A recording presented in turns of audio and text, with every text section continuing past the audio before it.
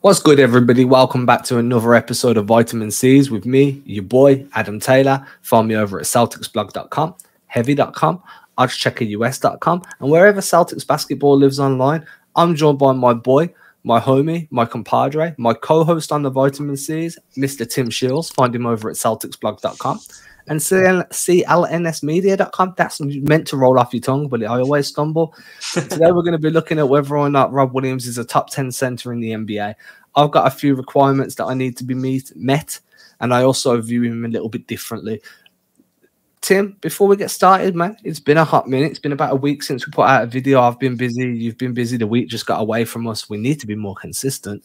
That's on me more than it is you. What's going on, bro? Nothing much, man. I've just been enjoying the Celtics streak. It's somewhat refreshing to be able to go and watch a game and be like, wow, this is what fun feels like. It's this weird 2022 Boston Celtics play. It's been great. I love the addition of Derek White. I'm sure we'll talk about that in another episode, but it's been really good to watch some basketball lately, especially going into the All-Star break. Celtics look like a completely different team, and a big part of that is Robert Williams. Do you remember the movie Old School? Did you ever watch the movie Old School? I think it's Old School, and it's got Will Ferrell in, right? And he's on the quad, and he's like, "We're going streaky." That's like the narrative for the 2022 Boston Celtics. They're just streaking through the, hopefully they don't get caught by their girl in a car somewhere, because that was a funny film. I only say it because it's one of my all-time favorites. All right, then, one of my all-time favorite comedies, I should clarify. So, Rob Williams, top 10 center in the NBA or not? What's your stance on this? I think he's on his way. I guess it depends on what you value. Like, he impacts the game a different way than you would imagine most guys that you throw in that top 10 conversation. Like, he's different defensively. He's a rim runner. He's not a guy who's going to stretch the floor for you. He doesn't really have too much of a back to the basket game. His game is mostly athleticism and playing really strong on the block. So it's funky. It's a weird categorization. Like, I think there's like these two archetypes that we have in mind for centers, and he's not really either one of those guys completely. Yeah, so I've got him as a rim runner. That's like, if anyone asked me to describe Robert Williams to them, it'll be a rim runner. Obviously, the benefit of Robert Williams is you've got the passing, and the downside to Robert Williams, as you say, is there's no low post game. Now, realistically, with a rim runner, you'd like them to have at least a drop step, because sometimes they're going to be the first up the floor. A pitch ahead pass is going to come and hit them. They've got a defender on their hip, a quick drop step to seal them, and then you've got the dunk or the easy layup. Or if a help defender comes over, you can rotate and kick that ball out to the weak side for the easy corner three. Now, that's going to come. I mean, we're talking about a guy that only realistically broke into the rotation roughly this time last season. You know what I mean? So there's going to be more development from Rob to come. When it comes to being a top 10 guy, like, I'm not big on this comparison stuff. Like, this is what I meant when I said I've got my feelings on this. Like, I never like doing, like, who are the top 10 players in the NBA? Well, that's really difficult because everybody values different things. Right? I think it's better to be like, who are the top 10 guards? Who are the top 10 wings? Who are the top 10 bigs? Do you want to go shooting guards? Do you want forwards to be classed as a big? Do you want them to be classed as a wing? How do you just, and again, everyone's got a different formula for what they're looking for. Some people are going to value athleticism more than they value technique. People like me are going to value IQ and score, like, being able to manipulate defenses, being able to orchestrate things a little bit more than what I value athleticism. Like, I have athleticism kind of like middle tier, because that stuff disappears, and when it goes, if that's all your game's based on, then you're in the shit. You know what I'm saying? So I think that you need something else to fall back on, and this is where Robert Williams kind of worries me long term. But for right now, I think he's close to being the best of the rest. Right? I mean, if we wanted to say like your top tier of big men, and I always miss somebody out of this, so please nobody be like, oh, you didn't say so and so. If I miss them, I didn't mean to. But your top tier big men for me, Joel Embiid, Nikola Jokic, Anthony Davis, Karl Anthony Towns. They're your top 4 bigs in the NBA right now. Then you go a tier below, you've got your Bam Adebayo. You've got, this is the tier that Robert Williams is kind of just entering right now, right? You got Bam. You've got Brook Lopez probably in there, but maybe he's the next tier down. You could have Clint Capella's in that same second tier. It's those type of guys. In fact, yeah, I put Brook Lopez in the third tier. But you've got like Clint Capella, Bam Adebayo, Robert Williams. If you can think of another big that you want to throw in there, Sabonis, probably Sabonis. Yeah, maybe Miles Turner. Yeah. Maybe Jarrett Allen's there at this point as well. Yeah, he's got to climb up the board too. Do you know what I'm saying? So for me, it's like Rob Williams, unless you can shoot threes, stretch the floor, and dominate the game in ways other than just offering vertical spacing, in my mind, you cannot be in that top tier of the best bigs in the league. Now, that doesn't, this topic is Rob Williams, the top 10. Well, we can go through our lists in a moment, but I think he's there or thereabouts, and I think there's still quite a bit of way for him to develop. But Evan Mobley's coming right up behind him. Jarrett Allen's probably a bit in front of him or around about the same level. You know what I mean? There's other big men that are developing around the league that are impacting the game almost as much or more than what he is at the moment. Yeah, and I think the big thing that you hit upon was athleticism as it ages over time. And I think that's where Robert Williams in particular needs to branch out in his game. You want to see him have at least somewhat dependent jump shot. Like, you need that in order for this team to reach another tier. I think, honestly, like, his offensive game is really what will limit him until he develops that. His defense has come a long way. His durability's come a long way. He's playing some of the highest minutes of his career. He's at this point now, I think he's played 47 games, and he started all of them. And that's going to be the most games he's played in a season. If after the All-Star break, he'll pass that. I think the most he played was last year was 52. And this is definitely by far the most games he started. And his minute count is hovering around 30 minutes, which is also a career high. So I want to see how that durability lasts. I want to see how he branches out beyond just being an athletic presence. You know, we see what he's able to do in terms of a lob, in rim running. He's a block machine. He's third in the league in total blocks behind Miles Turner and Jaren Jackson Jr. Flips. Jaren Jackson's 1, Turner is 2. So you want to see what he can do offensively. I want to see him, as you said, get that kind of like low post offense. Just any kind of semblance of a back down game would help him a lot. He just needs to fine tune that offense. And I think he's young enough now that you can expect him to do that. It's just you want the Celtics to try and encourage that offensive growth. And I think that's the next step for him. Like, it's clear and obvious what he needs to add to his game. Yeah, I think for me, like, if I had to choose, I'd much rather him develop a mid-range jumper than a back-to-the-basket game.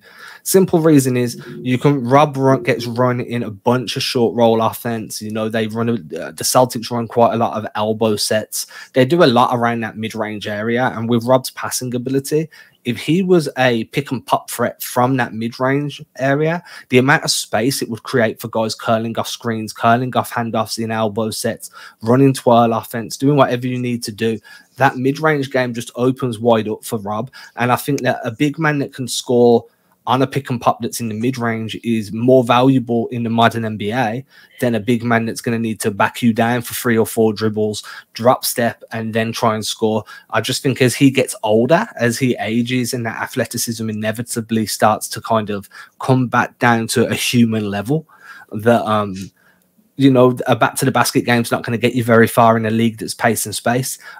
A mid-range game where you're also one of the better passers on the floor, that's going to keep you in the league a lot longer. And when it comes to talking about players' developments, you don't only want to look at what developments they're going to have that's going to improve a team. You want to look at what's going to give them longevity in the NBA.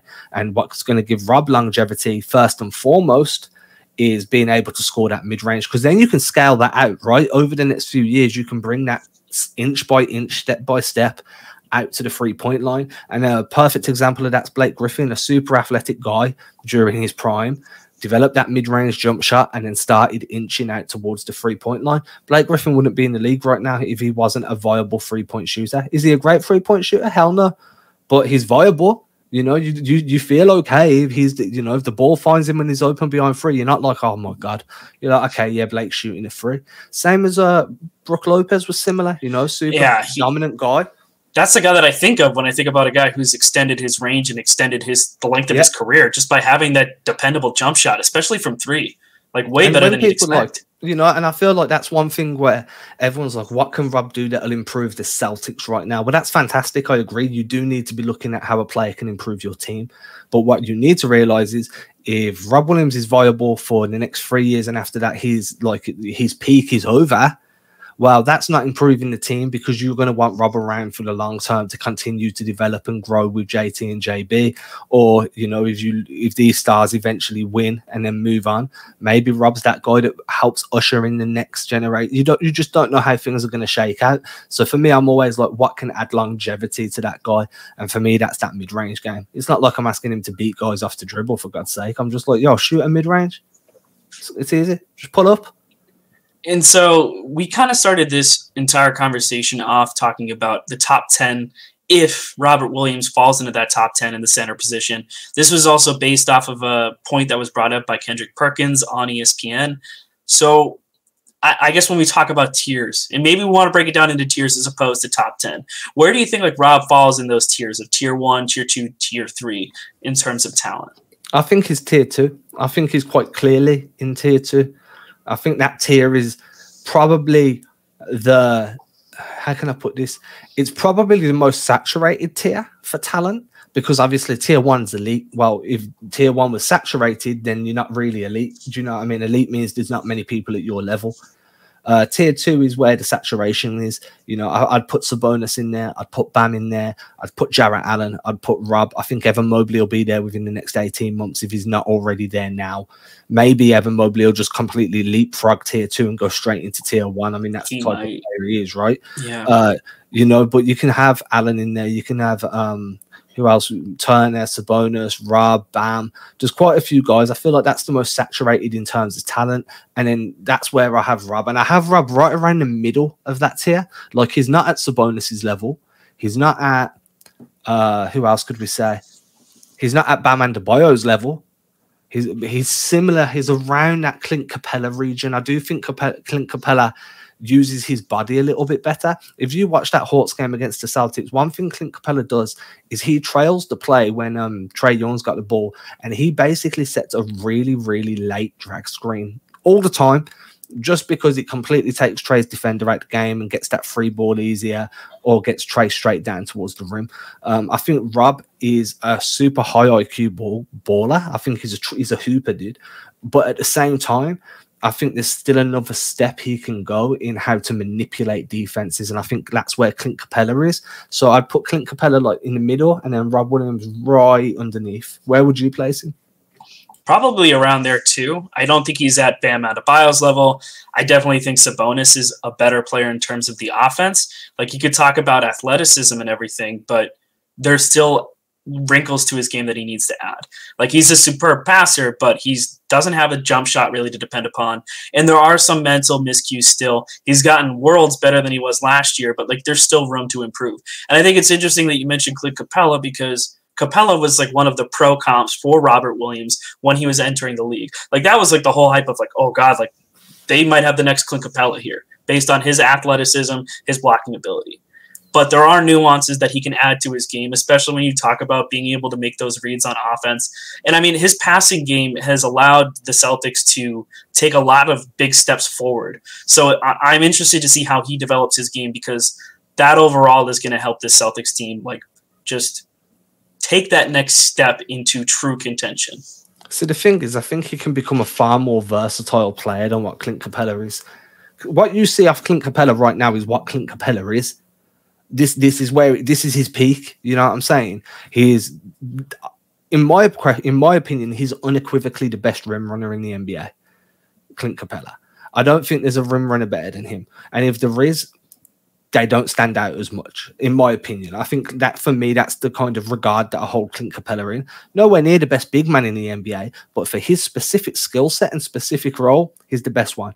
Now, Rob isn't at that level yet. He's close, but the good thing about Rob is he can become one of the best passing bigs in the NBA. He could become one of the best short roll initiators or short roll pick and pop guys in the NBA.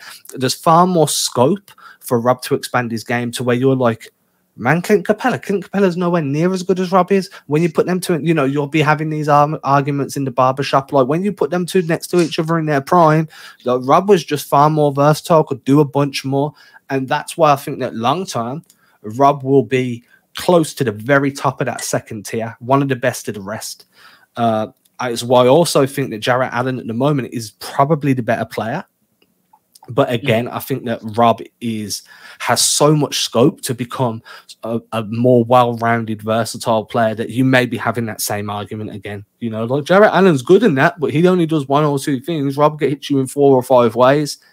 It's all about how the Celtics try and develop him and the type of work he puts in during the offseason. But for right now, I've got him in the middle of the second tier, and I think his absolute ceiling is like the best of the rest. Okay. And I think that's fair too, because right now we've seen like a massive improvement in terms of his physical capabilities. We talked about durability, like a lot of that comes down to PT and just taking care of the body. He talked about putting on pounds in order to make sure that he wasn't risking wear and tear on his body. Like he's doing more to take care of himself. He's not always getting airborne on plays, not jumping too high, putting too much strain on his knees. You know, he's missed a few games here and there this season, but this is by far the most complete season we've seen out of him. And I think there's just so much more growth to be had. If he's the very top of the second tier of bigs on the Celtics roster as it's currently constructed, that's totally fine. Because I think if you're at the top of the second tier of what you call like the tiers of the NBA for centers, like that's a good thing. Like he's still in the top 10. If like there's not that many that are in that tier 1. Like you said, like you're talking about all-star, borderline, or a superstar talent in that tier 1. And I don't know if he'll ever become that, but if he's like an all-star center, the top 10, like that's great. That's a good problem to have of like, I wonder what else Rob can add to his game. Like that's a great conversation to be able to have. Like he's not at anywhere near what we think his peak is. And that a lot of that has to go to his work ethic. Like he's put in the work, clearly.